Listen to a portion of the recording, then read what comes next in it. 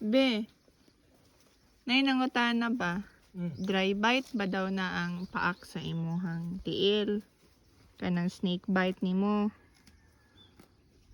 Sa comment. Oh.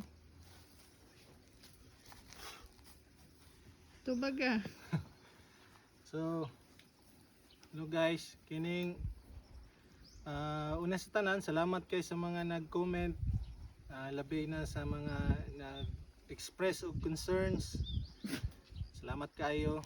So sa nangutana kung dry bite ba ang kuan, actually dili gid siya dry bite, kay ang dry bite pag mapak-an ka og venomous snake, pag dry bite gani ladyo kay bation, walay swelling or unsa, bisan pa gani ning mga non-venomous nagyapon na siya ang paak nila nagyapoy swelling gamay na mahitabo.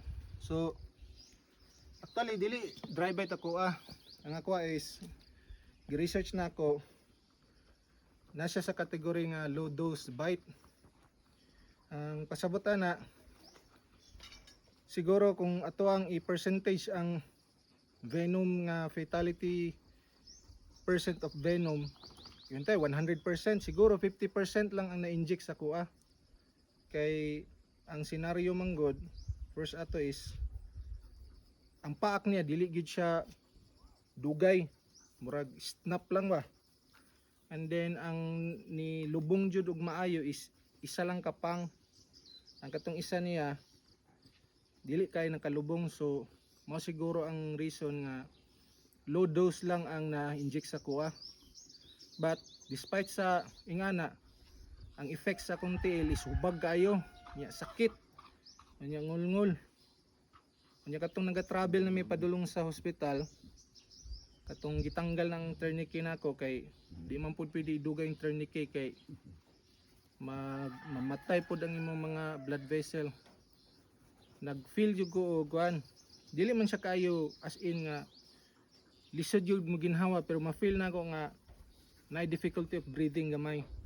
And then ang ako ang tutunlan, lisod na magtulon og laway. So mo na yung mga symptoms pag na envenomate ka or na envenomation symptoms. Difficulty of breathing, especially pag cobra, kay neurotoxin man na, nerve ang atake yun niya, i-paralyze niya ang mga muscles nimo, mga nerve. So sa nangutana, dili siya dry bite, kay kung dry bite di na ako madtuguan, kay actually 5 seconds lang pag inject sa pagpaak sa kuwab, nadayoy throbbing pain sa akuang tiil. So mo na siya, thankfully nga to lang dry bite, low dose bite lang. So mga circumstances ato na nahitabo, murag kuan gyud to, dili murag kuan gyud to siya, paagi gyapon sa Ginoo nga ingato lang. Kay what if og dugay siya ni paak, what if kung duha gyud ka ngipon ang nilubong jug maayo, so murag lahi ang story siguro. So mao na siya guys sa mga tana. Ug sa mga tana pod nga basig di cobra, cobra gyud siya, specifically ginatawag og summer cobra or Peter's cobra, southern cobra, Philippine southern cobra. Prevalent siya diri sa Mindanao and Visayas. Yellow and black ang iyang color. So black sa likod, yellowish diri sa venomous gapon, very highly venomous siya, ang iyang category. So cobra siya, actually dili lang na isa, daghan namig napatay diri, mga siro ka upat na or katulo ang napatay namo. So yun, that's the story behind. Okay. Salamat sa pagtubag. So amping mo always guys, nya ampo gyud permente for Thank you, protection. Ben. Sige, padayon na dirag pangguna.